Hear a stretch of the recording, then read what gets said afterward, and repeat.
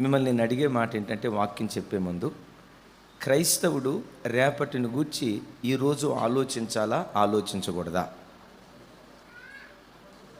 Sound పెంచి చెప్పాలా? యేసుప్రభు ఏమన్నారు? రేపటిని గూర్చి. ఈ రెండిట్లో ఏది కరెక్టు? ఏమా నందిగామా చెప్పండి. రేపటిని గూర్చి ఈరోజు ఆలోచించాలా, ఆలోచించకూడదా? యేసుప్రభు వారు ఏమన్నారు? ఈ రెండిట్లో ఏది కరెక్టు? అది రెండూ కరెక్టే. ఎందుకు కరెక్ట్ అంటే, రేపటిని గూర్చి చింతించొద్దు అన్నారు కానీ ఆలోచించొద్దు అనలేదు. చింత వేరు, ఆలోచన వేరు. క్రైస్తవులుగా, యేసయ్య పిల్లలుగా భూమి మీద ఏ విషయాన్ని గురించి కూడా మనం చింతపడాల్సిన అగత్యం, అవసరం లేదు. ఎందుకు మనం చింతపడకూడదంటే, మనల్ని గూర్చి చింతించే దేవుడు మనకున్నాడు. ఆయన ఉన్నాడనే ఆ ఒక్క ధైర్యంతో మన గుండెల్లో ఎంత చింతున్నా ఆ చింత యావత్తు దేవుని మీద వేసి మనం నిశ్చింతగా దేవుని సన్నిధిలో బ్రతికేవారిగా ఉందుముగాక. ఒక అద్భుతమైన రహస్యం ఏంటంటే, యేసయ్య తన పిల్లలైన మనకు ఏదైనా ఇవ్వాలి అంటే మనం ఎంత నిశ్చింతగా బ్రతుకుతున్నామో దాన్ని దేవుడు చూస్తాడు. ఏం చూస్తాడు? మనం ఎంత నిశ్చింతగా బ్రతుకుతున్నామో. నా ప్రతి పరిస్థితిలో నాకు దేవుడు ఉన్నాడు, నన్ను గూర్చి ఆలోచించే దేవుడు నాకున్నాడు, నన్ను గూర్చి విచారించే దేవుడు నాకున్నాడని ఎవరి హృదయము దేవుని మీద ఆనుకుంటుందో వారిని పూర్ణ శాంతి గలవానిగా దేవుడు కాపాడటం ప్రారంభిస్తాడు. బైబిల్లో రాయబడిన చక్కటి మాట ఏంటంటే, తన ప్రియులు నిద్రించుచుండగా ఆయన వారికి. ఇప్పుడు చెప్పండి, దేవుడు నీకు ఏదైనా ఇవ్వాలంటే మనం ఏం చేయాలి? ఎవరా మనిషి? దేవుడు మనకి ఏదన్నా ఇవ్వాలంటే దేవుడు ఎవరికి ఇస్తాడంటే నిద్రపోయే వాళ్ళకి ఇస్తాడంట. అట్లాగని ఈ వాక్యం వెంట ఇప్పుడు సడన్గా నిద్రపోయారు గాక. అంటే నిద్రపోవటం అంటే దానికి అర్థం ఏంటంటే, నిశ్చింతగా దేవుడు నాకున్నాడనే ఆ నిర్భయంతో ఎవరు దేవుని మీద ఆనుకొని నిశ్చింతగా బ్రతుకుతారో అలాంటి వారు నిద్రపోవుచుండగా దేవుడు వారికి అనుగ్రహించుచున్నాడు. యేసు ప్రభు వారు అంటారు కదా, ఎందుకు మీరు చింతిస్తారు? ఎందుకు పదే పదే చింతించి మీ ఆరోగ్యాన్ని పాడు చేసుకుంటారు? మీరు చింతించటం వలన సాధించగలిగేది ఏంటి? ప్రభువారు అంటారు, మోరెడు జానడు చేయలేరు, జానెడు మోరుడు చేయలేరు, మోరుడు బారడు చేయలేరు, బారెడు మోరుడు చేయలేరు. మీరు చింతించటం వలన ఉపయోగం ఏమీ లేదు.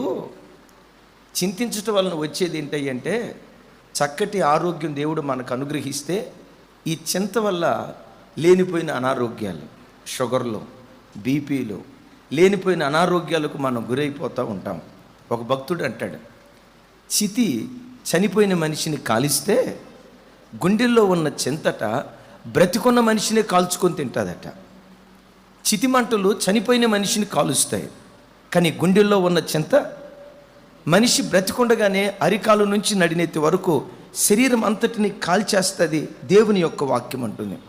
అందుకని ప్రభు పిల్లలుగా మనలను గూర్చి చింతించే దేవుడు మనకున్నాడు కనుక దేనిని గూర్చి మనం చింతపడకుండా దేవుని సన్నిధిలో నిర్భయంగా బ్రతుకుదుముగాక. ఎంత నిర్భయంగా బ్రతకాలంటే చూడండి, ఈ పిల్లలు ఉన్నారు. ఈ పిల్లలు ఎప్పుడైనా నా వైపు చూడండి, గడ్డం కింద చేయి పెట్టుకొని, ఈ ఇంటి అది ఎట్టగట్టాలరా బాబు, ఈ రూమ్ రెంట్ ఎట్టగట్టాలరా, ఈ స్కూల్ ఫీజు ఎట్లా కట్టాలి, ఈ కరెంటు బిల్లు ఎట్లా కట్టాలని ఎప్పుడైనా కనీసం ఒక్క నిమిషమైనా వాళ్ళు ఆలోచించినట్లుగా మీరు చూసారా? ఎందుకు? ఇప్పుడు కరెంటు బిల్లు వచ్చింది అనుకోండమ్మా, కరెంటు బిల్లు 5,000 రూపాయలు. ఆ కరెంటు బిల్లు మన పిల్లోడి చేతికి ఇయటంతో పరిగెత్తుకుంటా మమ్మీ కరెంటు బిల్లు అని తీసుకొచ్చేస్తాడు. ఏదో మనీ ఆర్డర్ వచ్చినట్లుగా, ఏదో పోస్ట్ ఆఫీస్ నుంచి మనీ ఆర్డర్ వచ్చినట్లుగా 5,000 రూపాయల కరెంటు బిల్లు కూడా పరిగెత్తుకుంటా సంతోషంగా. అయ్యో, ఈ 5,000 రూపాయల కరెంటు బిల్లు ఎట్లా ఆలోచించడం? ఎందుకంటే మా కుటుంబం అంతటిని గురించి విచారించే తండ్రి మాకున్నాడు గనక, తల్లి మాకున్నది గనక ఆ బిడ్డ తన చింతా యావత్తు ఎవరి మీద వేస్తాడు? నేను ఎప్పుడు చెప్తా కదా, నిన్ను కన్న తండ్రి కంటే నీవు ఆరాధించే దేవుడు శ్రేష్ఠుడు. నిన్ను కన్న తల్లి కంటే నీవు సేవించే దేవుడు శ్రేష్ఠుడు. ఏ వయసులో నీకు వివాహం చేయాలి, ఎలాంటి మంచి జీవిత భాగస్వామిని నీకు అనుగ్రహించాలి, ఎలాంటి ఉద్యోగంలో నేను స్థిరపరచాలి, రేపు నీ భవిష్యత్తుని ఎట్లా చేయాలని మనలను గూర్చి చింతించే దేవుడు మనకున్నాడు గనుక మనం దేనిని గూర్చి చింతపడకుండా దేవుని సన్నిధిలో నిశ్చింతగా బ్రతుకుదుము గాక. అయితే చింతపడొద్దు కానీ ఏం చేయాలి? ఆలోచించాలి. ఆలోచించి రేపు భవిష్యత్తును గూర్చి ఈరోజే మనం జాగ్రత్త తీసుకోవాలి. ఐగుప్తు దేశంలో 7 సంవత్సరాల పాటు సమృద్ధి అయిన పంట పండింది. ఎలా పండింది పంట? వెంటనే ఫరో అడుగుతాడు, అయ్యా మరి ఏం చేయాలి? రాబోయే 7 సంవత్సరాలు కరువు కాలం అని చెప్తున్నారు కదా, ఈ సమృద్ధిగా పంట పండే ఈ కాలంలో ఏం చేయాలి? యోసేపుని అడిగితే, ఏమి లేదు రాజా, సమృద్ధిగా పంట పండే కాలంలో గిడ్డంగులను కట్టించి, అదే food corporation of India FCI వాళ్ళు గొడౌన్స్ కడతారు కదా, అలాంటి గొడౌన్స్ కట్టించి పంట పండే కాలంలో ధాన్యాన్ని సమకూర్చి గిడ్డంగుల్లో వాటిని దాచిపెట్టండి. ఈ 7 సంవత్సరాలు పండిన సమృద్ధి అయిన పంట గిడ్డంగుల్లో భద్రపరచండి. భద్రపరిచిన తర్వాత రాబోయే 7 సంవత్సరాలు కరువు కాలం వస్తుంది కదా, కరువు కాలములో పోషించబడటానికి చెప్పండి, దాచిపెట్టబడిన ఈ ధాన్యం పనికొస్తుందని చెప్తే, అద్భుతం ఏంటంటే సమృద్ధిగా పంట పండిన కాలంలో ధాన్యాన్ని చక్కగా దాచిపెట్టిన తర్వాత కరువు కాలం వస్తే ప్రపంచమంతటికి కరువు వచ్చింది, కానీ ఐగుప్తులో మాత్రం సమృద్ధి ఉంది. ప్రపంచంలో ఎక్కడెక్కడ ప్రజలు ధాన్యం కోసం ఎక్కడికి పరిగెత్తుకుంటా వచ్చారు? కనాను నుండి ఐగుప్తు దేశానికి పరిగెత్తుకుంటా వచ్చారు. ఎందుకో చెప్పమంటారా? కరువు కాలంలో దేశాలన్నీ క్షీణించిపోతే కరువు కాలంలో బహుగా ఆశీర్వదించబడిన ఒకే ఒక్క దేశం ఐగుప్తు దేశం. ఎందుకో చెప్పమంటారా? సమృద్ధి కాలంలో వాళ్ళు జాగ్రత్త తీసుకొని రేపటిని గూర్చి ఆలోచించి ఈరోజే వాళ్ళు జాగ్రత్త తీసుకున్నట్లుగా లేఖనాల్లో చూస్తూ ఉన్నాం. యేసయ్యకి మహిమ కలుగును గాక. దైవజనమ, ప్రతి మనుషుడు కూడా తన బ్రతుకులో డబ్బు చక్కగా తనకు వచ్చేటప్పుడు, మంచి జీతం మంచి ఆదాయం వచ్చేటప్పుడు పొదుపు చేయటం నేర్చుకోవాలి. ఏం చేయటం నేర్చుకోవాలి? పొదుపు నీకు లేకపోతే రేపు నీ బ్రతుకు అదుపు తప్పేటువంటి ప్రమాదం ఉంటుంది. ఆ మధ్య ఒక ఆయన అన్నాడు, యేసుప్రభు ఏమన్నాడండి, ధనాన్ని సమకూర్చుకోవద్దు అన్నాడుగా. ధనాన్ని సమకూర్చుకుంటే చెమ్మట పట్టిద్ది, తర్వాత దొంగలు పడతారు, అసలు రేపటిని గురించి చింతించొద్దు అన్నాడు కదా. ఏ నాటి కీడు ఆనాటికి చాలు. వాక్యం ఎప్పుడు బ్యాలెన్స్డ్గా మనం ఆలోచించాలి. ఒక మాటను పట్టుకొని ఆ మాటను పట్టుకొని మనం వెళ్ళకూడదు. సరే రేపటిని గురించి చింతించొద్దు అన్నాడు, చింతించొద్దు అన్నాడు కానీ మరోసారి సరే మీరు సమకూర్చుకోవద్దు అన్నాడు కదా. అదే దేవుడు సామెతల్లో ఒక మాట అంటాడు, సోమరి, సూపర్, పెద్దగా చెప్పాలి, సోమరి చీమల యొద్దకు వెళ్ళి వాటి నడతను జాగ్రత్తగా కనిపెట్టి జ్ఞానం తెచ్చుకో అన్నాడు. ఆ మధ్య ఒక తమ్ముడు అన్నాడు, నేను ఎవరినో తెలుసా, 6 అడుగుల బుల్లెట్. ఎవరినో బుల్లెట్ ఏదో నాకు తెలియదు, కానీ ఈ 6 అడుగుల మనిషిని ఎక్కడికి వెళ్ళి బుద్ధి తెచ్చుకోమంటాడు? అది 6 అడుగులు ఉండదు. ఎంత తమ్ముడా? పావుడుగా. నువ్వు కొలిసినట్టే చెప్తున్నావు భాస్కరా. ఎంత ఉంటుంది చీమ? చెప్పాలి, ఎంత ఉంటుంది? ఏం నేర్చుకోవాలి దాని దగ్గర నుండి? ఒకటి, శ్రమ పడటం నేర్చుకోవాలి. రెండవది, భవిష్యత్తును గూర్చి ముందుగానే జాగ్రత్త పడే జీవితాన్ని నేర్చుకోవాలి. చేముంది కదా, అది తన బరువు కంటే 50 రెట్లు ఎట్లు బరువు మోస్తుందంట. తన బరువు కంటే 50 రెట్లు ఎక్కువ బరువు మోస్తుందట. అంటే అంత కష్టపడే తత్వం కలిగింది ఈ చీమ. ఇప్పుడు మనం ఉన్నాం, ఒక 80 కిలోలు ఉన్నాం అనుకోండి, మనం ఎంత బరువు మోయగలుగుతాం? చీమల లెక్క చెప్పాలంటే 800 కిలోలు బరువు మోయాలా. 800 కిలోల బరువు ఒకవేళ నెత్తి మీద వేసుకుంటే 12 టైర్ లారీ కింద పడితే ఎట్లా అయిపోద్దో అట్లా ఫ్లాట్ అయిపోతాం. ఏముంది చీమ దగ్గర నుంచి నేర్చుకునేది? శ్రమపడే తత్వం నేర్చుకోవాలి. ఒక భక్తుడు ఇలా అంటాడు, శ్రమ నీ ఆయుధమైతే విజయాన్ని దేవుడు నీకు బానిసగా మారుస్తాడు. మీరు చూడండి, చదువుకునే పిల్లలు ఉంటారు, ఆడతా పాడతా కాలేజీకి వెళ్ళే వాళ్ళు ఉంటారు, కష్టపడి చదువుకునే వాళ్ళు ఉంటారు. వీళ్ళిద్దరిలో భవిష్యత్తులో ఎవరు ప్రయోజకులు అవుతారు? చెప్పాలి. కష్టపడి చదువుకొని ప్రతి సమయాన్ని చదువుకు వినియోగించి, అమ్మో ఈరోజు నేను కష్టపడి చదువుకుంటేనే రేపు నాకు భవిష్యత్తు, సమయాన్ని వృధా చేసుకోకుండా ప్రతి గడియను సద్వినియోగం చేసుకుంటేనే రేపు ఒక మంచి స్థితిలోకి నేను వెళ్తానని ఈరోజు కష్టపడి చదివిన వాడు రేపు భవిష్యత్తులో ఒక ఉన్నతమైన స్థితికి వెళ్ళటానికి దేవుడు కృప చూపిస్తాడు. నేను ఎప్పుడు చెప్తా కదా, దేవుడు ఎప్పుడు సోమరిపోతులను ఆశీర్వదించడు. ఒకళ్ళు ఆమెం చెప్పలా గట్టిగా. దేవుడు ఎప్పుడు చెప్పాలి. దేవుడు ఎప్పుడు సోమరిపోతులను మరి ఎవరిని ఆశీర్వదిస్తాడు? చూడండి, సోమరితనంతో బ్రతికితే చీమ దగ్గర నుంచి మనం ఏమి నేర్చుకోవాలో సామెతల గ్రంథం చూడండి.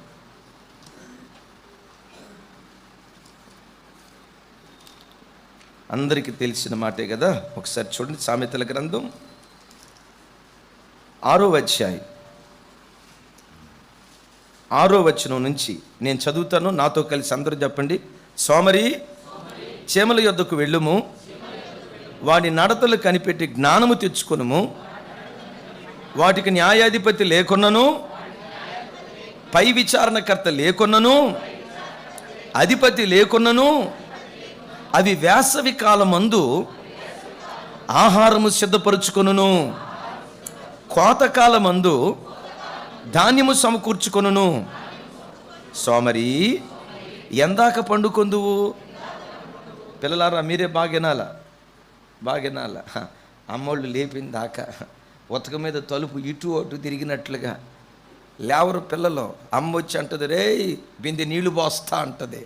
నువ్వు బిందె నీళ్లు కాదు, బకెట్ నీళ్లు పోయి కాక నా నిద్ర నాదే. కారణం ఏంటంటే మాది కుంభకర్ణుల వంశం. ఏ వంశం అంటాడు దేవుడు ఇక్కడ. ఆ మాటలు చూడాలి అందరం. సోమరి ఎందాక నీవు పండుకొందువు? ఎప్పుడు నువ్వు నిద్ర లేచేదవు? ఇంకొంచెం నిద్ర, ఇంకొంచెం కునుకుపాటు, ఇంకొంచెం సేపు చేతులు ముడుచుకొని పరుండేదనని నీవు అనుకొందువు. ఎందుచేత సోమరితనంగా బ్రతికినందుచేత.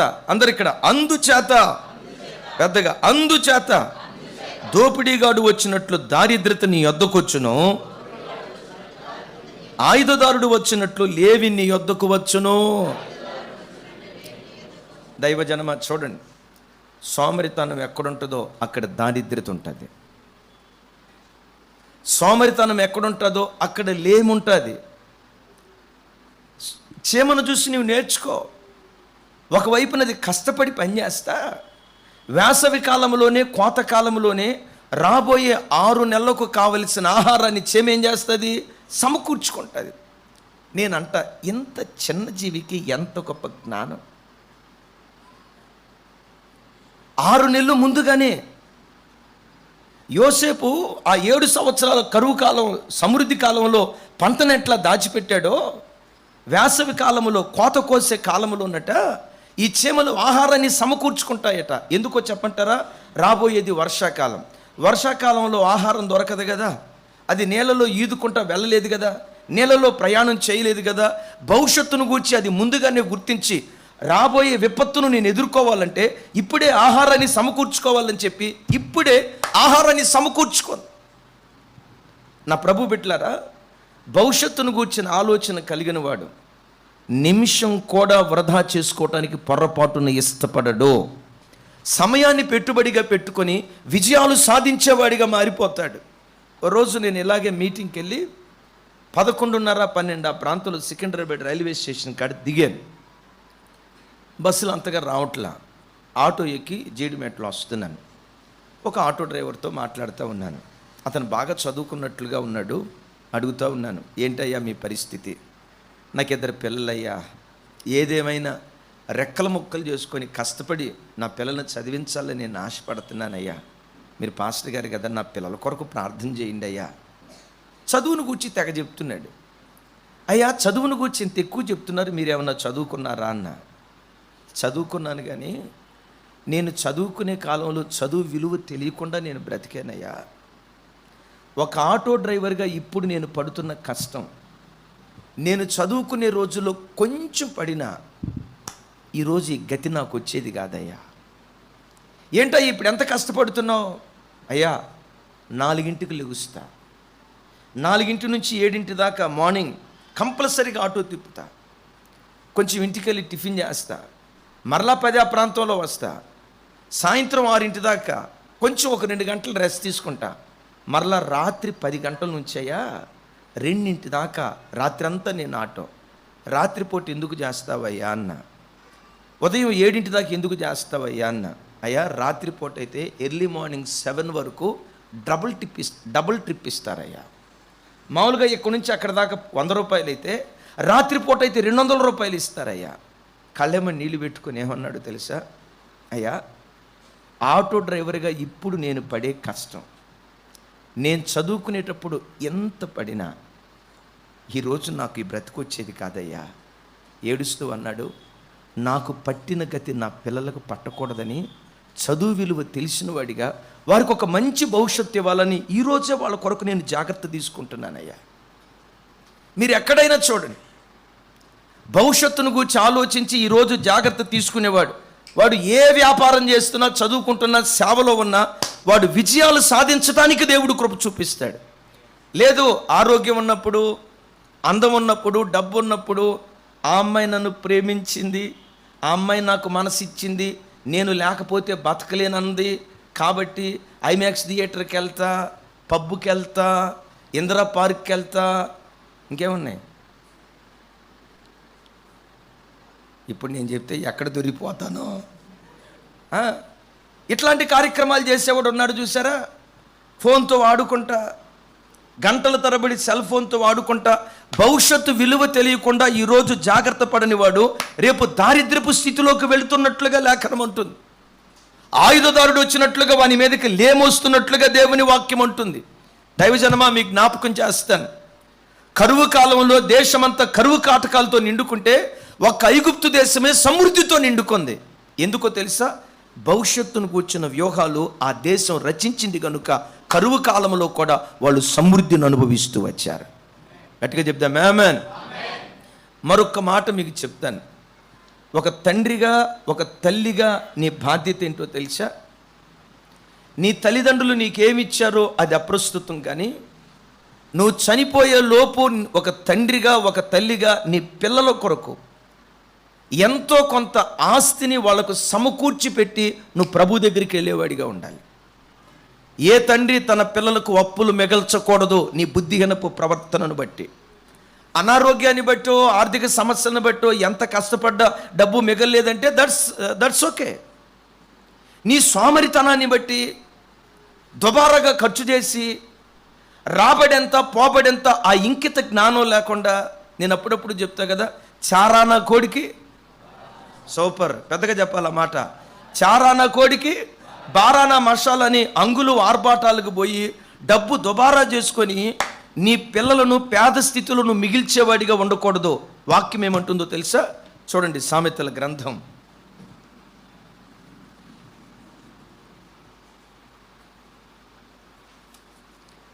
13వ అధ్యాయం అనుకుంటా,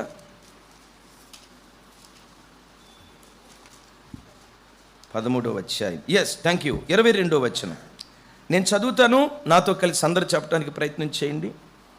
మంచివాడు తన పిల్లల పిల్లలను ఆస్తికర్తలనుగా చేయును, పాపాత్ముల ఆస్తి నీతిమంతులకు ఉంచబడును. ఒకసారి నా వైపు చూసి నాతో కలిసి మాట చెప్పండి. అందరు నా వైపు చూడండి, ఒక్క నిమిషం. మంచివాడు తన పిల్లల పిల్లలను ఆస్తికి కర్తలునుగా చేయును. ఎవరట? అందరు కాదు. ఎవరట? ఆ మంచి తండ్రికి ఉండే గుణం ఏంటి? తన పిల్లల్నే కాదంట, తన పిల్లల పిల్లలను ఆస్తికి కర్తలునుగా చేస్తాడు. దీని గురించే ఇది పాత నిబంధన అంటారేమో. పౌలు గారు కూడా ఏమంటాడో తెలుసా? పిల్లలు తల్లిదండ్రుల కొరకు కాదు, తల్లిదండ్రులే పిల్లలకు ఆస్తిని సమకూర్చవలెను గదా అని మాట్లాడతాడు. చిన్న ఉద్యోగం, నువ్వు కష్టపడి పనిచేసిన పిల్లల ఫీజుకు సరిపోట్లా, నువ్వు చెమటోడ్చి పిల్లలను చదివిస్తూ ఉన్నావు కాబట్టి వాళ్ళకి ఏమీ నువ్వు సమకూర్చలేకపోయావు. దేవుడు ఆ విషయంలో నిన్ను నేరస్తుడిగా పరిగణించడం. నీ సోమరితనాన్ని బట్టి కష్టపడి పని చేసుకోకుండా, భవిష్యత్తును గురించి ఆలోచించకుండా, వచ్చిన రూపాయి ఎట్లా పొదుపుగా వాడుకోవాలో ఆ ఇంకిత జ్ఞానం లేకుండా దుబారా చేసుకొని లేనిపోయిన ఖర్చులు చేసుకొని, గమనించండి, నువ్వు పేదవాడిగా మిగిలి నీ పిల్లల్ని నువ్వు పేదవాడిగా మిగిలిస్తే ఈ మాటను బట్టి నీవు మంచి తండ్రివి కాదు వాక్యం అంటుంది. దీన్ని బట్టి నీవు మంచి తల్లివి కాదు అని వాక్యం అంటుంది. ఏమంటుంది వాక్యం? మంచివాడు తన మరొకసారి మంచివాడు తన పిల్లలకు ఆస్తిని సమకూర్చును కదా. యోసేపు ఒక మంచి రాజు. ఆ రాజు ఏం చేశాడో తెలుసా? 7 సంవత్సరాల కరువు కాలంలో ఆ దేశానికి సమృద్ధి అయిన పంట దొరికేటట్లుగా, సమృద్ధి అయిన ఆహారం దొరికేటట్లుగా ఈరోజే ముందుగా జాగ్రత్త తీసుకున్నాడు. చప్పలు కొడితే యేసయ్యకు స్తోత్రాలు చెప్తా. నీ జీవితంలో కూడా అయ్యా నా వైపు చూడు, నేను చనిపోయే లోపు నా పిల్లలకు కనీసం నా కష్టార్జితంతో కనీసం ఒక 100 గజాల స్థలమైన నా పిల్లలకు నేను సంపాదించి పెట్టాలి. అప్పులు మిగిల్చకూడదు. నేను అప్పులు చేసి విలాసాలకు పోయి అప్పులు చేసి నా పిల్లలను అప్పులు పాలు చేసి నేను చనిపోయిన తర్వాత నా కొడుకు నన్ను శపించేటట్లుగా నా బ్రతుకు ఉండకూడదు. కష్టపడు, భవిష్యత్తును గురించి ఆలోచించు, పొదుపు చేయటం నేర్చుకో. పొదుపు లేకపోతే బ్రతుకు అదుపు తప్పేటువంటి ప్రమాదం ఉందని ప్రభు పేరిట నేను మనవి చేస్తున్నాను. మరొక 2 మాటలు చెప్తా. ఈరోజు ఆహారం సమృద్ధిగా పండే కాలంలో ఆహారాన్ని ఏం చేశాడు? దాచిపెట్టాడు, భద్రపరిచాడు. కరువు కాలం వచ్చిన తర్వాత ఈ ఆహారం ఉపయోగపడింది. సమృద్ధి కాలం, కరువు కాలం చెప్పమంటారా? యవన బిడ్డలు ఉన్నారు. యవన బిడ్డలు ఎన్ని గంటలైనా దేవుని సన్నిధిలో మోకరించి ప్రార్థన మోకరించగలుగుతారు. 70 సంవత్సరాల వయసు వచ్చిన ఆయన మోకరించగలుగుతాడా? చెప్పాలి. మోకరించగలుగుతాడా? మోకరించలేడు. మోకరించగలిగే అవకాశం అనుకూలత ఉన్నప్పుడే ఈరోజు నువ్వు మోకరిస్తే, మోకరించలేని కాలంలో ఈనాటి భక్తి రేపు నీకు కృపను చూపించడం ప్రారంభిస్తుంది. మరొక మాట కూడా చెప్తాను. ఈ వయసులో నేను ప్రతిసారి ఉపవాస ప్రార్థనలప్పుడు ప్రభువుని అడిగేది, నా వ్యక్తిగతంగా యేసయ్యని అడిగే మాట ఏంటో తెలుసా? యేసయ్యా, నాకు షుగర్ రాకూడదయ్యా, బీపీ రాకూడదయ్యా. ప్రతిసారి ప్రార్థన చేసుకుంటా. ఎందుకు రాకూడదు అని అనుకున్నానంటే ఆ రోగం చూసి భయపడో, రోగం రాకుండా ఉండాలనో అనే ఆలోచన కాదు. దానికి మించి ఏంటో చెప్పమంటారా? నేను చనిపోయే ఆ రోజు వరకు ప్రతి సంవత్సరం జూలై నెల 25వ తారీఖు నుండి ఆగస్టు 15వ తారీఖు దాకా 21 రోజు ఉపవాస ప్రార్థన ఉంటుంది కదా. నేను చనిపోయే ఆ రోజు వరకు ప్రతి సంవత్సరం 21 రోజులు కఠోర ఉపవాసం దేవుని సన్నిధిలో చెయ్యాలి. కొన్నిసార్లు 48 సంవత్సరాల వయసు వచ్చింది, 48 సంవత్సరాల వయసు వచ్చింది, పర్లేదులేనా ఒక పూట తినండి అని ఎవరైనా అంటే నేనేం చెప్తానో తెలుసా? ఏమో, రేపు 60 సంవత్సరాల వయసు వచ్చిన తర్వాత నేను ఉపవాసం ఉండలేకపోవచ్చు. ఉపవాసం ఉండాలని ఆశపడినా శరీరం సహకరించకపోవచ్చు. దేవుని సన్నిధిలో మోకాళ్ళోనాలని ఆశ నాకున్న రోజు మోకరించలేకపోవచ్చు. 5-6 రోజులు ఉపవాసం ఉండాలని ఆశపడ్డా. షుగర్ పేషెంట్ల పరిస్థితి ఎట్టుంటుందో తెలుసా? రాత్రిపూట పండుకునేటప్పుడే రేపు పగటిపూట ఏ సురక్తమే చేయం, ఏ విధం చేతనైనా ఉపవాసం ఉండాల్సిందే అనుకుంటాడు. 9 దాకా బ్రదర్ ఏమీ తినడు, 10 దాకా ప్యానం అట్లా బెగబెట్టి ఉంచుతాడు. 11 నుంచి కాళ్ళు చేతులు గడగడగడ వణకటం ప్రారంభిస్తాయి, చెమటలు పట్టడం ప్రారంభిస్తాయి. ఇక అప్పుడు అంటాడు, ప్రభా నా బాధ మీకు తెలియదా? నువ్వు అర్థం చేసుకొని దేవుడు ఏం కాదు కదా అని. మామూలు టైంలో టిఫిన్ తింటే 2 ఇడ్లీ తినేవాడు.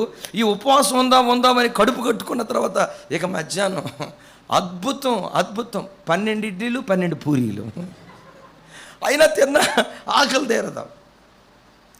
దైవజనం నేను చెప్పే మాట సరదా కాదు. ఒకరోజు వస్తుంది ఉపవాసం ఉండాలన్నా ఉండలేవు. ఒకరోజు వస్తుంది దేవుని సన్నిధిలో మోకరించాలన్నా మోకరించలేవు. ఒకరోజు వస్తుంది కడుపు చంపుకొని 2 రోజులు దేవుని సన్నిధిలో ఏడవాలన్న శరీరము సహకరించదు. అందుకని నేను నీతో చెప్పే మాట, బలమున్నప్పుడే ప్రభు కొరకు బ్రతుకు, సమయం ఉన్నప్పుడే ప్రభు కొరకు బ్రతుకు. ఉపవాసం ఉండగలిగే వయసు ఉన్నప్పుడే, తమ్ముడా వీరಣ್య, ఉపవాసం ఉండగలిగే శక్తి ఉన్నప్పుడే కడుపు చంపుకొని దేవుని సన్నిధిలో ఉపవాసం ఉండు. రేపు ప్రార్థన చేయలేని ఆ రోజు, ఈరోజు చేసిన ప్రార్థన రేపు కాపుదలగా దేవుడు మారుస్తాడు. చప్పలు కొడితే సైకు స్తోత్రాలు చెప్దాం. దైవజనమా, సమయం ఉన్నప్పుడే అద్భుతం తెలుసా? ఈరోజు నువ్వు చేసే భక్తి రేపు భవిష్యత్తులో నీకు నీ పిల్లలకు అది ఆశీర్వాద కారణంగా దేవుడు మారుస్తాడు. ఇందాక ఒక మాట చెప్పే కదా, తల్లిదండ్రులు పిల్లలకు ఆస్తిని సమకూర్చి పెట్టాలి అని చెప్పే కదా.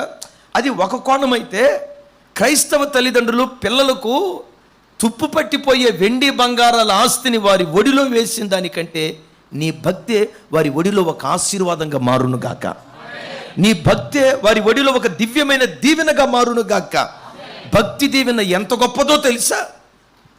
ఒకవేళ లోకపరమైన తండ్రి తాను కష్టపడి తన పిల్లలకు ఒక 10 లక్షల రూపాయలు సంపాదించి పెట్టాడు అనుకోండి, 10 లక్షల రూపాయలు ఎన్ని సంవత్సరాలు వస్తాయి? ఏం తమ్ముడా ఇట్ట అంటున్నావు? వాడు జాగ్రత్త కలిగినోడైతే ఒక రోజులోనే అయిపోతాయి, ఒక రోజులోనే అయిపోతాయి. దుబారా చేసేవాడైతే హాఫ్ డేలోనే కేల్ ఖతం. నువ్విచ్చే 10 లక్షల రూపాయల డబ్బు ఒక రోజుతో, సంవత్సరంతో తరిగిపోతుంది. నీవిచ్చే 1 కోటి రూపాయల డబ్బు 10-20 సంవత్సరాలతో తరిగిపోతుంది. కానీ భక్తి ఆశీర్వాదం నీ పిల్లల ఒడిలో వేస్తే సంవత్సరం కాదు, 2 సంవత్సరాలు కాదు, 3 సంవత్సరాలు కాదు, 4 సంవత్సరాలు కాదు, 100 సంవత్సరాలు కాదు, 1000 తరాల వరకు పిల్లల ఒడిలో అది పడుతున్నట్లుగా దేవుని వాక్యం సెలవిస్తూ ఉంది. చెప్పండి, ఎన్ని తరాలు? కాకినాడ తమ్ముడా, ఎన్ని తరాలు? మరోసారి చెప్పాలా? మనం ఎన్ని తరాలు బ్రతుకుతాం? ఏం ఒక్కళ్ళు చెప్పరు? 10 తరాలా? ఎవరో భక్తుడు, ఎవరో ఒకసారి చేయి చూపించండి. 10 తరాలు బ్రతికే వాళ్ళు ఎవరు? ఎన్ని తరాలు బ్రతుకుతాం రా తల్లి? 1 తరమా? అంత అల్పాయుష్తో చచ్చిపోతే అట్ట లేదు. దేవుడు కృప చూపిస్తే ఒక మనిషి 3-4 తరాలు చూడగలుగుతాడు. కానీ అద్భుతం తెలుసా, నువ్వు 3 తరాలే బ్రతుకుంటావు, కానీ నువ్వు చనిపోయిన తర్వాత నీ భక్తి ఆశీర్వాదం 1000 తరాల వరకు అది బ్రతికి ఉంటుంది. మరోసారి చెప్దాం ఆమేన్. అందుకని దైవజనమ, నీకు ఈ వయసు ఉన్నప్పుడే ఎంత భక్తిగా దేవుని కొరకు బ్రతకగలవో అంత భక్తిగా బ్రతుకు. సమయం ఉన్నప్పుడే, ధనం ఉన్నప్పుడే, అవకాశం ఉన్నప్పుడే, అనుకూలత ఉన్నప్పుడే దేవుని సన్నిధిలో ఎంత భక్తి జీవితం నువ్వు జీవించగలుగుతావో అంత భక్తి జీవితం నువ్వు జీవిస్తే రేపు ప్రార్థన చేయలేని ఆ రోజు, ఉపవాసం ఉండలేని ఆ రోజు, మోకరించలేని ఆ రోజు, ఈ రోజు నువ్వు చేసిన భక్తి రేపు ఒక జ్ఞాపికగా మారటానికి దేవుడు కృప చూపించును గాక. గట్టిగా చప్పుడు కొడితే సైకో స్తోత్రాలు చెప్దాం. ఓ చక్కటి మాట, చాలాసార్లు నేను ఓపెన్ ఎయిర్ మీటింగ్స్లో ఈ మాట చెప్పాను. హిజ్కియాకి వీపు మీద క్యాన్సర్ పుండు వచ్చింది. ఏ పుండు? ఆ పుండు పెద్దదైపోయి పుండు లోపల గుంట పడితే, ఆ గుంట ఒక మనిషి పిడికిలు బిగించి పుండు లోపల చేయబెడితే ముంజేయి దాకా ఆ పిడికిలు వెళ్ళి అంత పెద్ద గుంట ఏర్పడిందట. ఆ పుండు పగిలి, ఆ పుండు లోపల పురుగులు, రాజశేఖర గారు ఒక పర్యాయం చెప్పారు, ఆ పుండు లోపల పురుగులు ఉన్నాయి చూశారు కదా, ఒక్కొక్క పురుగు మనిషి చిటికని వేలు ఎంత లావు ఉంటుందో అంత లావుపాటి పురుగులట. ఆ పురుగులు అతని మాంసాన్ని తినేస్తా ఉంటే తట్టుకోలేకపోయేవాడు. ఎవరో వైద్యం తెలిసినటువంటి డాక్టర్లు చెప్పారట, అయ్యా ఈ పురుగులు నీ మాంసం తినకుండా ఉండేటట్లుగా జంతు మాంసం వేస్తే మంచిదయ్యా అన్నారట. వాళ్ళ మాట పట్టుకొని రోజుకొచ్చి 3 కిలోల జంతు మాంసం ఆ పుండు లోపల వేసేవాళ్ళట. గుండెలు పిండే బాధాకరమైన సంగతి ఏంటో తెలుసా, ఆ పురుగులు బయటకు వచ్చి ఆ జంతు మాంసాన్ని తిని అతని మాంసాన్ని తినకుండా ఉండేయట. అంత తీరని వేదన హిజ్కియా అనుభవించాడు. సరిగ్గా అదే కాలంలో ప్రవక్త అయిన యెషయా వచ్చాడు. యెషయా తూతూ మంత్రంతో మామూలు ప్రవక్త కాదు, ఆయన ఏదైనా చెప్తే ఖచ్చితంగా నెరవేరుతుంది, అంత రోషం కలిగిన రూఢి అయిన ప్రవక్త వచ్చాడు. హిజ్కియా, కొన్ని రోజుల్లో నువ్వు చనిపోబోతున్నావు, నీ ఇంటిని చక్కదిద్దుకో. కొన్ని రోజుల్లో నువ్వు చనిపోబోతున్నావు, నీ ఇంటిని చక్కదిద్దుకో అన్నాడు. ఆ వార్త చెప్పి వెళ్ళిపోయాడండి. అలా వెళ్ళిపోయాడో లేదో అద్భుతం తెలుసా, హిజ్కియా గోడ తట్టు అభిముఖుడై ఏడుస్తూ ఇలా ప్రార్థన చేస్తాడు. ఏమని ప్రార్థన చేస్తాడో తెలుసా? యెహోవా, యథార్థ హృదయుడనై సత్యముతో నీ సన్నిధిలో నేనెట్లు నడుచుకుంటునో, నీ దృష్టికి సమస్తము అనుకూలముగా నేనెట్లు జరిగించుతునో కృపతో ఒక్కసారి జ్ఞాపకం చేసుకోయ్యా. తన మాటలో ఉన్న ఆంతర్యం ఏంటో తెలుసా? అయ్యా, నా యవ్వన కాలంలో నీ కొరకు నేను ఎలా బ్రతికాను, నా యవ్వన కాలంలో నీ కొరకు నేను ఎలా నడిచాను, నా యవ్వన కాలంలో శరీరపు ఇచ్చలు చంపుకుంటూ నీ కొరకు నేను ఎలా పవిత్రంగా బ్రతికాను, నా యవ్వన కాలంలో నేను నీ కొరకు బ్రతికిన నా బ్రతుకును ఒక్కసారి గుర్తుకు తెచ్చుకోయ్యా. దైవజనమా, ఈరోజు నీ కష్టం వస్తే నీవు ఎలాంటి ప్రార్థన చేసే స్థితిలోకి రావాలో తెలుసా? యేసయ్యా, నేను బాప్తిస్మం తీసుకున్న తర్వాత నీ కొరకు నేను ఎంత నీతిగా బ్రతికానో, నేను బ్రతికిన నీతియుక్తమైన జీవితాన్ని గుర్తుకు తెచ్చుకోయా. నామకార్థురాలుగా నేను బ్రతకలేదు, అటోకడుగు వేసి నేను బ్రతకలేదు, నులివెచ్చని స్థితిలో నేను బ్రతకలేదు. నా యవ్వన జీవితంలో ఒక సినిమా లేకుండా, నా యవ్వన జీవితంలో ఒక అమ్మాయి వైపు అపవిత్రంగా చూడకుండా, నా యవ్వన జీవితంలో ఒక అమ్మాయితో చాటింగ్ చేయకుండా పవిత్రంగా నేను బ్రతికా. నువ్వు అనాలి, నువ్వు వృద్ధాప్యానికి వచ్చిన తర్వాత, యేసయ్యా, నా యవ్వన కాలంలో నేను ఎలా నీ కొరకు పవిత్రంగా బ్రతికానో నా పవిత్రమైన జీవితాన్ని జ్ఞాపకం చేసుకోయ్యా అని అలాంటి ప్రార్థన చేయగలిగే స్థితిలోకి ప్రతి క్రైస్తవుడు రావటానికి దేవుడు కృప చూపించునుగాక. చాలామంది క్రైస్తవులు బ్రతుకు కాలం అంతా చేసే ప్రార్థనలు ఎట్లుంటాయో తెలుసా? పాపిని ప్రభువా, క్షమించు ప్రభువా, తెలిసి మనం ఎంత చమత్కారం కలిగిన వాళ్ళం అంటే, తెలియక తప్పు చేసావా, మళ్ళీ ఇదొక ప్రార్థన, దుర్మార్గ ప్రార్థన.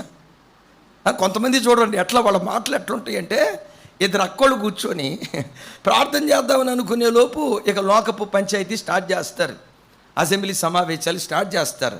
నిరవధికంగా 4-5 గంటల ముచ్చట్లు జరుగుతాయి. వాళ్ళట్లా వీళ్ళెట్లా అది ఎట్లా గుడ్డు గూసు ఈ పనికిమాలిన వార్తలన్నీ చెప్పుకొని ఇక టైం చూస్తే సాయంత్రం 4 అయిపోతుంది, పిల్లలు స్కూల్ నుంచి వచ్చే టైం అయిపోతుంది. సిస్టరో, మనం ప్రార్థన చేసుకోవడానికి సమయం లేదు కానీ ఒక చిన్న ప్రార్థన చేసుకొని వెళ్ళిపోదాం సిస్టర్ అని. అప్పుడు సిస్టర్ ఎంత తెలివిగా ప్రార్థన చేస్తుందో తెలుసా? దేవా, విస్తారమైన మాటల్లో దోషం ఉండక మానదని సెలవిచ్చావు నాయన, మేము తెలియక విస్తారమైన మాటల్లో దోషం ఉండక మానదన్న సంగతి తెలుసు కదా నీకు. మరి అది తెలిసిన తర్వాత నువ్వు చేసే ప్రార్థన ఏంటి? తెలియక విస్తారంగా మేమేమైనా మాట్లాడి ఉంటే. చూడండి, కొంతమంది జీవితకాలం ఎప్పుడు ప్రార్థన చేసిన బలహీనుని ప్రభువా, బ్రతకాలనుకున్న బ్రతకలేకపోయే ప్రభువా, నిలవబడాలనుకున్న నిలవబడలేకపోయే ప్రభువా. ఎప్పుడు ఈ పేద ప్రార్థనలు కాదు, నీ కొరకు నేను ఎలా బ్రతికాను, ఎంత వైరాగ్యంగా జీవించాను, డాగు మచ్చ ముడతలేని ఓ నిష్కలంకమైన జీవితం దేవా నీ కొరకు నేను ఎలా జీవించాను. నీ భక్తిని దేవుని కళ్ళ ముందు పెట్టే ఆ ప్రార్థన నీకు ఉండాలి. ఆ ప్రార్థన నీకు ఉండాలంటే నీకు ఎంత దమ్ముండాలో కదా, నీ మనస్సాక్షి దానికి ఎంత అంగీకరించాలో కదా. ఆ ప్రార్థన చేయడానికి తమ్ముడు, అవునా కదా, నీ మనస్సాక్షి దానికి ఎంత సహకరించాలో కదా. పరిశుద్ధ గ్రంథమైన బైబిల్లో హిజ్కియా ఓ ప్రత్యేకమైనటువంటి వాడు. ఏంటి అతని ప్రత్యేకత? విచిత్రమైన సంగతి ఏంటో తెలుసా? 25వ ఏట రాజు అయ్యాడు. రాజైన మొదటి సంవత్సరం మొదటి నెల మొట్టమొదటి రోజు దేవాలయం యొద్దకు వెళ్ళి దేవాలయపు తలుపులు తెరిచి దేవుని మందిరాన్ని బాగు చేశాడు. చప్పలు కొడుతూ స్తోత్రాలు చెప్దాం గట్టిగా, హల్లెలూయా. ఎక్కడికి వెళ్ళాడు? ఏ రోజు? అందరూ గట్టిగా చెప్పాలి. మొత్తం మొదటి రోజు అని ఒక మాటలో చెప్తే ఎట్లా? నేను ఇంత చెప్పాను. రాజైనా తమ్ముడా చెప్పాలి. రాజైనా మొదటి సంవత్సరం మొదటి నెల మొట్టమొదటి రోజు ఎక్కడికి వెళ్ళాడు? దేవాలయం యొద్దకు వెళ్ళి దేవాలయపు తలుపులు తెరిచి దేవుని మందిరాన్ని బాగు చేశాడు. ఇప్పుడు అని ఉంటాడు, దేవా నీ ఇల్లు పాడై ఉంటే నేను మౌనంగా ఉన్నానా? నీ ఇల్లు పాడై ఉంటే నేను బాగు చేయలేదా? ఇప్పుడు నా ఒళ్ళు పాడై ఉంటే నీవెట్లా మౌనంగా ఉంటావయ్యా? నీ ఇంటిని నేను బాగు చేసినట్లుగా నా ఒంటిని కూడా నువ్వు బాగు చేయ్యా అని ఒక చిన్న ప్రార్థన చేశాడు. ప్రార్థన చేసి ముగించాడో లేదో, హిజ్కియా నీవు కన్నీళ్లు విడుచుట నేను చూచి తిని, నీ ప్రార్థన నేను అంగీకరించాను, నేను బాగుపరుస్తున్నాను, 15 సంవత్సరాల ఆయుష్ నేను పొడిగిస్తున్నాను.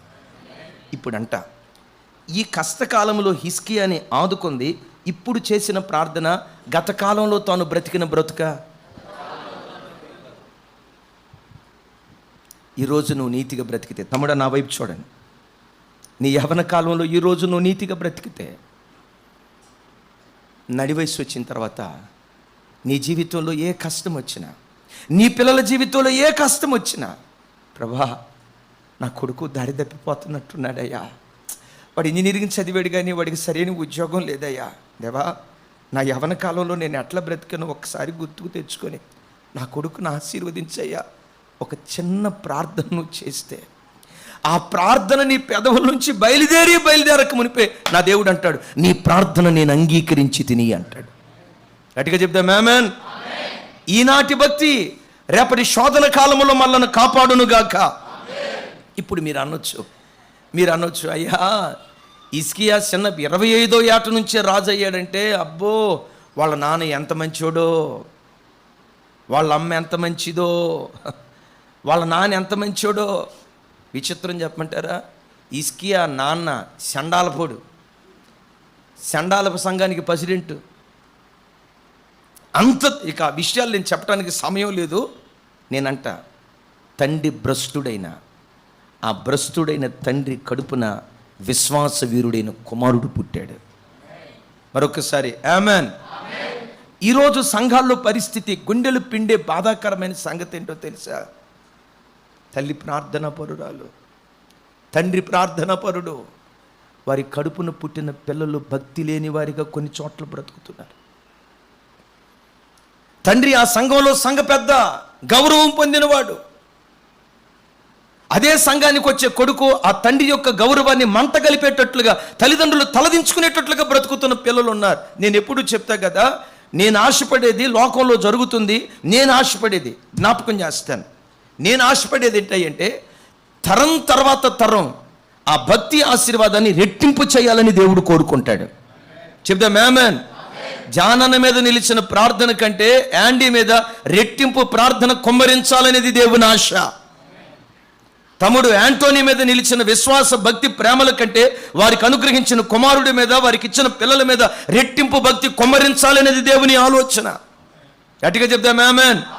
తమ్ముడు బాలరాజు అన్న మీద నిలిచిన ప్రార్థన కంటే, విశ్వాసం కంటే దేవుడన్నా, సంఘమన్నా, దైవ సేవకులన్నా ఎంత పిచ్చి ప్రేమతో ప్రేమిస్తారో, ఆయన మనసులో ఉన్న ప్రేమ కంటే రెట్టింపు కృప వాళ్ళ పిల్లల్లో చూడాలని దేవుడు ఆశపడతాడు. ఎందుకో చెప్పంటారా?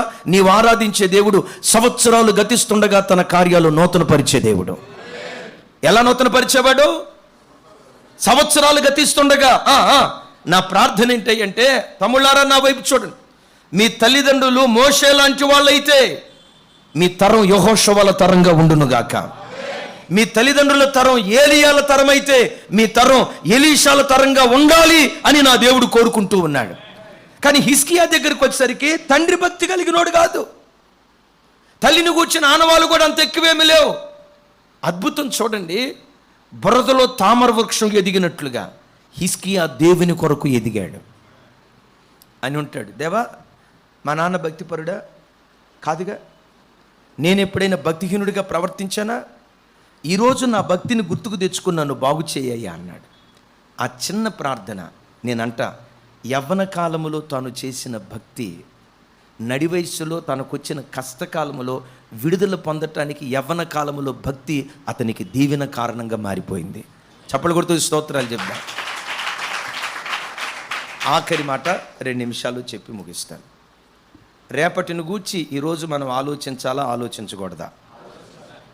ఆలోచించాలి కానీ, థ్యాంక్ యూ తమ్ముడు, ఆలోచించాలి కానీ ఉన్న జుట్టు ఊడబెట్టుకోకూడదు. ఆలోచించి అదేంటి, ఇదేంటి, అది ఎట్ట, ఇదెట్ట. ఇప్పుడు మీరున్నారమ్మా, రోజు సాయంత్రం 4ంటికి వచ్చే మంజీరా నీళ్లు రాకపోతే మీకు బీపీ పెరిగే, ఇంకా రాలేదు, ఇంకా రాలేదు, ఇంకా రాలేదు, ఇంకా రాలేదు. అరే 4 కాకపోతే 5ంటికి వస్తాయి, వదిలితే పోతగా. 5 కాకపోతే 6ంటికి వస్తాయి, వదిలిపోతే పోతగా. ప్రతి చిన్నదానికి కొంతమంది, నేను ఎప్పుడు చెప్తా కదా, గడ్డం కింద చేయి పెట్టుకొని, ఏమి రామయ్యా ఆలోచిస్తున్నావు? ఇంటికి ఏ రేకులు వేద్దామని రేడియోలో వచ్చేది కదా, దాందేముంది, చార్మినార్ రేకులే. విచారించొద్దు, ఆలోచించు. ఏం ఆలోచించాలి దైవజనమా? ఏం ఆలోచించాలి?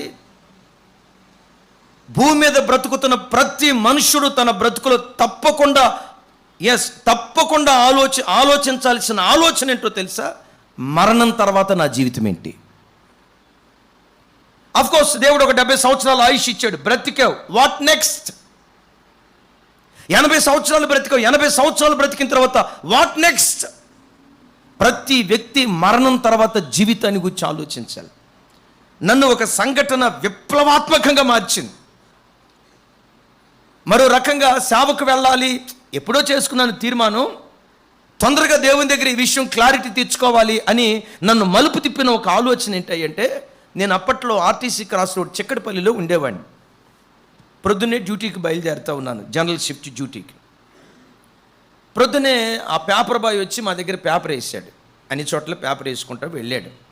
సరే పేపర్ చూసేంత టైం లేక పైన అట్లా హెడ్డింగ్స్ చూసి వెంటనే నేను బయలుదేరి ఆ చిక్కడపల్లి ఆ చౌరస్తా నుంచి లెఫ్ట్ అట్లా బస్సు నారాయణగూడ వైపు వెళ్ళటానికి టర్న్ అవుతున్నాను. అంత దూరాన జనాలు గుమిగూడు ఉన్నారు. ఏంటా జనాలు గుమిగూడు ఉన్నారని చూస్తే, ఈ న్యూస్ పేపర్ వేసే పేపర్ బాయ్ రోడ్ యాక్సిడెంట్లో చనిపోయి ఈ తల మీదుగా లారీ టైర్ వెళ్ళి సైకిల్ తొక్కుతున్న పొజిషన్లోనే ఎట్లాగే పడిపోయి ఉన్నాడు.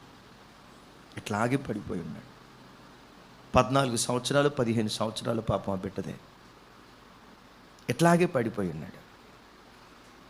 అర్ధగంట ముందే ఆ ప్రాంతంలో పేపర్ వేసి వెళ్ళిపోయాడు. ఇక చూడటంతో డ్యూటీకి వెళ్ళి నేను ఆ ప్రక్కనే కూర్చొని, చనిపోయిన తర్వాత ఏంటి,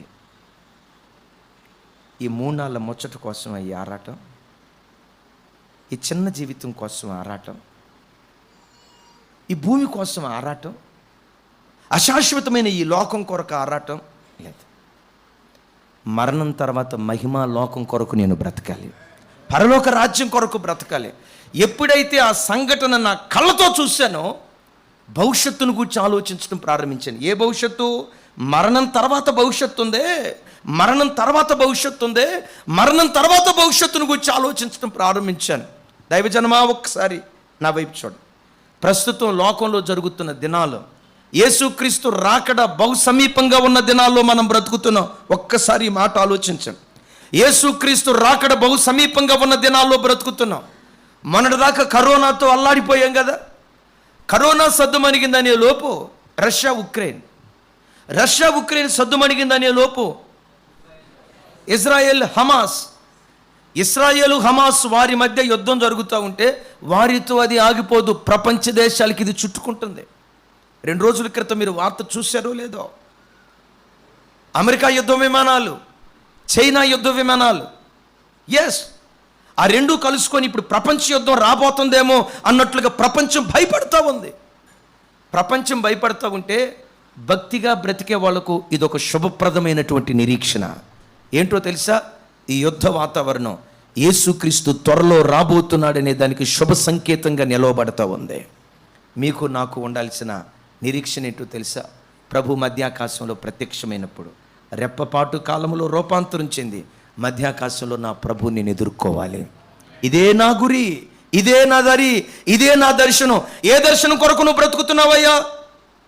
ఇంజనీర్ అవ్వాలి, ఇంజనీర్ అయిన తర్వాత మంచి భార్య, రైట్, తెచ్చుకో.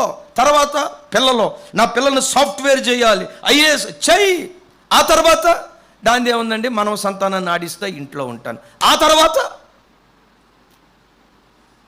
ప్రతి మనిషి మరణం తర్వాత జీవితాన్ని గురించి ఆలోచించి పరలోక రాజ్యాన్ని స్వతంత్రించుకోవటానికి ఈరోజే భూమి మీదే చక్కటి పునాదులు వేసుకునే వారిగా బ్రతుకుదుము గాక. ఒక చిన్న ప్రశ్న అడిగి నేను ముగిస్తా. తమ్ముడు, నా వైపు చూడు. ఈ క్షణంలో కనుక ప్రభు వస్తే నేను ఎత్తబడతాననే ధైర్యం నీకుందా? ఈ క్షణంలో కనుక ప్రభు వస్తే ఎత్తబడే గుంపులో నేను ఉంటాను, ఎత్తబడే గుంపులో నా భర్త ఉంటాడు, ఎత్తబడే గుంపులో నా పిల్లలు ఉంటారు అని ధైర్యంగా ఈ మాట నువ్వు చెప్పగలవా? పరలోక రాజ్యంలో ప్రభుతో యుగాయుగాలు నేను బ్రతుకుతాను. ఒకవేళ ఆ ధైర్యం లేకపోతే ఏ లోపం నీలో ఉందో దాన్ని దిద్దుకొని ఆ రాకడ కొరకు మనం ఆయత్తపడుదుము గాక.